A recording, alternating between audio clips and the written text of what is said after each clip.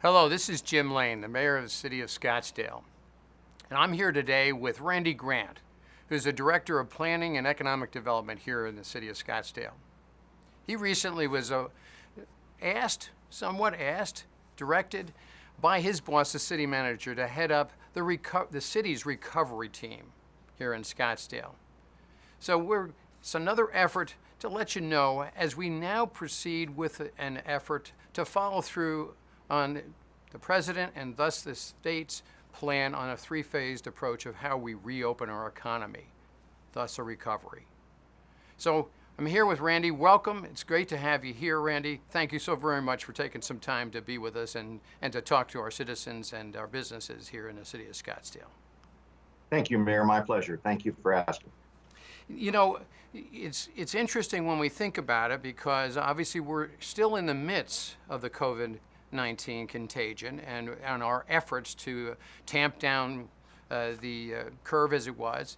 But seeing that we've recognized some success in that, we're now in a phase one approach to reopening some of the non-essential businesses and specifically dining room and services for our restaurants and of course in-store retail sales and services and barbershops and salons and some other non-essential services in that. And that involves just a little bit of a different element within our community in a lot of different ways. But as we get through this, we're talking about recovery for the city as a whole and what the city government has to do to facilitate that as smoothly as possible. So maybe you could take a little bit of time here to explain to us exactly what is the mission of the recovery team and maybe even how you might see how it would be seen as a positive result, what you might see as a positive result of those efforts. Certainly, Mayor.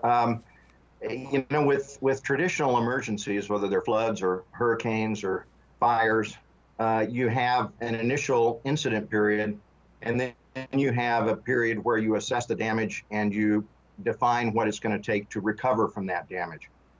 This came at us so quickly, and the damage is yet really to be defined. And so recovery really started when we realized that we needed to find a path out of this pandemic. And knowing that it was going to end or slow down or roll back at some point in time, we started to think about what kinds of steps could we take to make sure that we were doing everything we could to inform, involve, take care of those in the community that are the most vulnerable,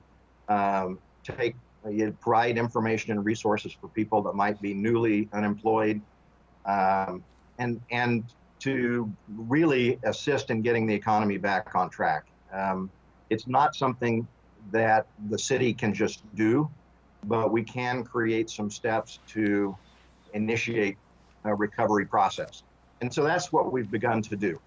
And it includes things like defining how our human services are going to be affected by this pandemic, defining how we respond from a medical and testing perspective when that technology becomes available, defining how we may assist small businesses in reopening. Can we provide some flexibility on being able to do outdoor activities, restaurants being able to extend patios, perhaps providing some types of direction for businesses to get business relief, whether it be from federal loans or other sources. So we're looking at a wide variety of things that really touches all parts of the community, and just figuring out what we can do as a community to assist the community. And it's very rewarding for me because community development, this really is kind of defines what community development is. And it's, I'm honored to be a part of it. And we're going to be presenting some steps that we can take to council within the next week.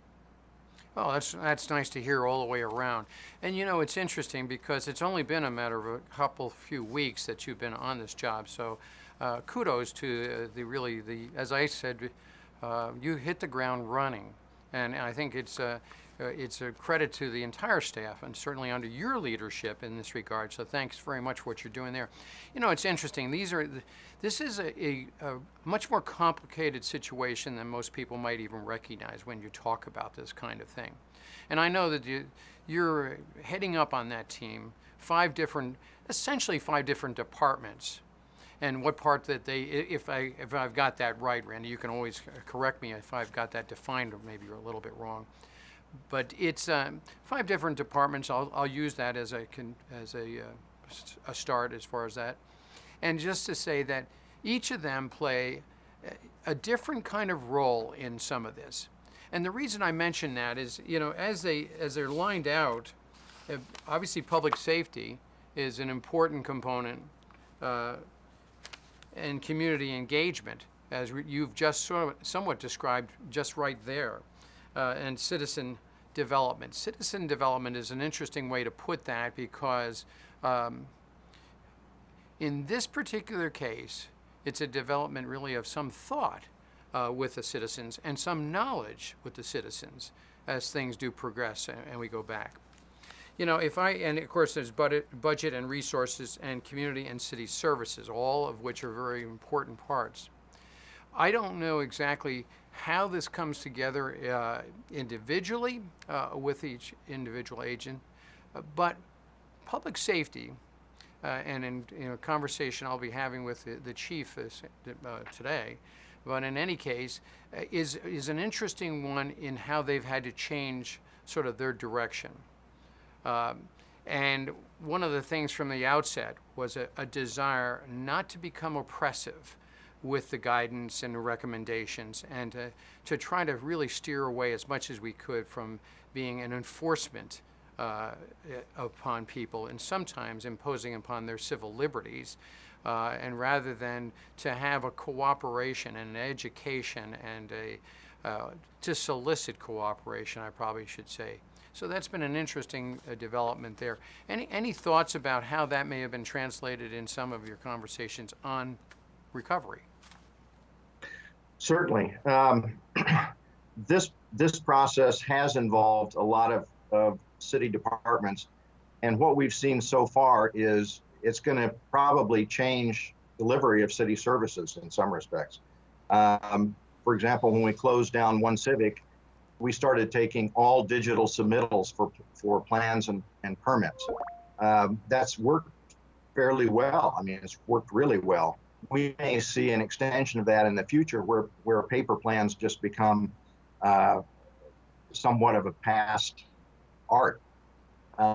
So service delivery is certainly being considered and is being reflected in our efforts to be more efficient and more effective coming out of this, and really redefining city activities to some extent. How can we provide better service in a way that continues to provide safety for our employees and for the community? This, as you mentioned, is really a balancing act between two primary objectives. One is health and safety, and the other is the economy.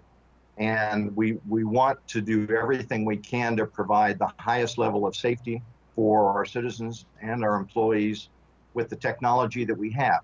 And we have to balance that with the need to jumpstart the economy, because our tourism industry is a big part of our economy. And until we get people comfortable getting on planes and coming down here for events, we're going to see a real decline in our tourism activity. Certainly the balance, people feel a balance is more appropriate in one direction or the other. And one of the things that I'm concerned about is, as we open back up, is there going to be a tension between people who feel like we should have not opened up yet versus those who believe that we took too long to open up, those that wear masks, those that feel that it's against their civil liberties to wear one. So it's a really uncertain time, but the sooner we can get the economy going again, the sooner we can develop the technologies for testing and monitoring and hopefully ultimately a vaccination, the better off we'll all be. And I think everybody is just really anxious to see this in the rearview mirror. It's interesting. You brought up a number of very, very interesting points, but one of them is that in the recovery effort, and it leads to one of the last things you were talking about, and that's the new protocols that would mitigate danger for some segment of the population, and particularly the vulnerable group among our community by age or chronic health condition, that there are going to be some changes on the overall of acceptability of certain defenses that somebody might take versus otherwise. It's going to be a matter of getting comfortable. You also mentioned tourism, our biggest industry, and of course, some of those protocols will be in place until the majority of people feel secure within an airplane or a given environment with a good bit of activity. But there's going to be a sort of a little bit of a shift here, since we've committed that initial mission of tamping down that curve, or at least that's the way it's indicated. And most of the medical people that I speak to, and epidemiologists, talk about the fact that there'll be dust-ups. There'll be things that will end up coming up again a little bit. And we're hoping that those curves in the bump be lesser than they were, but never endangering, hopefully, our ability as a healthcare community and the healthcare services to be able to attend to people. So a lot of that security revolves around some of that we've been able to, but we spread out the curve. It's longer. So we'll be dealing with some element of it for a longer period of time, but it's given us time, and it's given us an ability to avert that second catastrophe, and that's if we were overwhelmed at our healthcare services. So but it's interesting too in what you said that, probably for years we've looked to automate and to do e-filings and all manner of things as a matter of course. But you're saying, hey, born of necessity in order to continue business, and we're seeing a lot of those things happening throughout other industries where they've had to pivot into another area. But I think that's an important component, that it actually may have built in some efficiencies in our system. And I'm presuming you're thinking maybe along the same line with some of the things you're talking about, even in planning, and maybe in other areas that you've uncovered as well. Yes, absolutely. Things like what we're doing right now. We're having meetings with our clients on Teams and Zoom and other media platforms that we really didn't rely on 2 months ago. The fact that customers are not allowed at the development services counter would tend to make people believe that development activity has stopped, and that's not true. It's being done in a different way. Yeah. And I think into the future, it will be done in a different way with more automation, higher degree of integration of technology. But our goal is to maintain the same or better level of customer service while defining how we're going to do it differently in the future. It's interesting work, and as we were talking about a little bit off camera earlier, it's a changing world. And as it has been for a decade or more, the innovations that have been brought about, but in this condition, born of necessity, it's very interesting that we will find ourselves more efficient and maybe a more satisfying kind of situation. When I say more efficient, people coming down here versus sitting at their desk and transmitting plans and talking with you, whether it's Zoom or otherwise, those are major innovations. And it keeps people off the road. And I think about all the meetings I used to travel around the valley to that now are covered, saved hours in a day at times, just not having to make that trip particularly. So it's interesting. It'll change. It's a culture changing kind of thing. Yes, and resources as well. We used to see people wheeling in these big containers full of rolled plans. They're not going to need to go to that expense anymore. We can do it all online. We can review them online, and it's going to be an efficiency for the customer as well. Well, absolutely, and I don't know what material some of those plans are made out of, but something's being saved, and not repeatedly reproducing. Well, are you finding a sense of some accomplishment within the departments that you're heading up in this effort? I mean, do you think that there is a positive feel with how we're maybe addressing this? Absolutely. And it really has been a remarkable team effort for something that had to be come together so quickly. But what I see now and what I've seen since I've been working at the city is you have an employee base that really cares about the community. This isn't something that we come in and do because uh, we have to be doing something. People care about Scottsdale, and everyone wants to see Scottsdale recover as quickly as possible. And they've put a great deal of thought into how that can occur and how we can take care of citizens that might be experiencing something that they haven't ever experienced before. And so communicating with them, engaging them, getting people in the community to participate in those discussions, it's been remarkably rewarding. You know, Randy, just as you're talking there, even of the reward with people on the team, but also that interaction with the private sector. And essentially, this recovery is truly all about the private sector and the interdependence between the city and its ability to provide services and, frankly, all of its critical functions is dependent upon it, and those same businesses are dependent upon us. And I think that that relationship, every once in a while, being reminded of that, is a good thing for all of us. And in survivability, maybe on an extreme, but even in sustainability. And so it's an interesting, just a sort of a look at a condition we have. You know, are there any other things that you might want to share with us as far as, you know, your reflections on the current situation beyond what maybe you've mentioned, but and this assignment? You mentioned earlier that you were honored to be in this position, and those are pretty powerful words. And I think it's nice because I think when you were selected, I would tell you personally, I thought that was a great selection. And you know, I've known you for a lot of years now, and I know how you conduct yourself in city government, and you're a problem solver. And so I think it was wonderful. So it's great that you took that position. It may not have been entirely voluntary, but nevertheless, it's still nice that you took it, and that you've taken it with enthusiasm and with the quality of leadership that you've exhibited through the years. So is there anything further that you'd want to say about our community, even as it relates to that?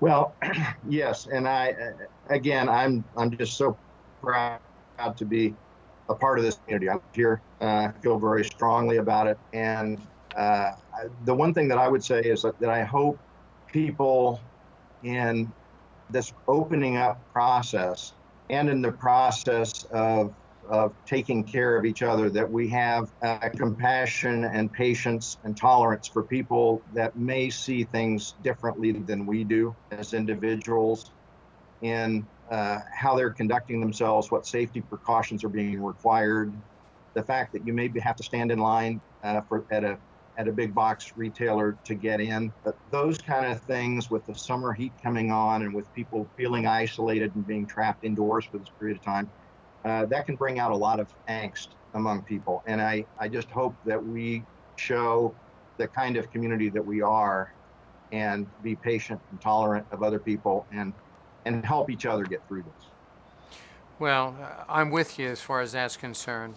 And to the credit, the vast, vast majority of our community have been, even though there are differences of opinion, in an unknown circumstances with lots of uncertainties and a lot of different modeling and a lot of different numbers that have been put out throughout this that we've adjusted to and had to consider and reconsider. Sometimes that creates a bit of distrust in a system. And trying to keep that in containment too is important, because we're all working with some very new things. There mistakes will be made and models will have to be changed just on the basis of a building population of evidence and data.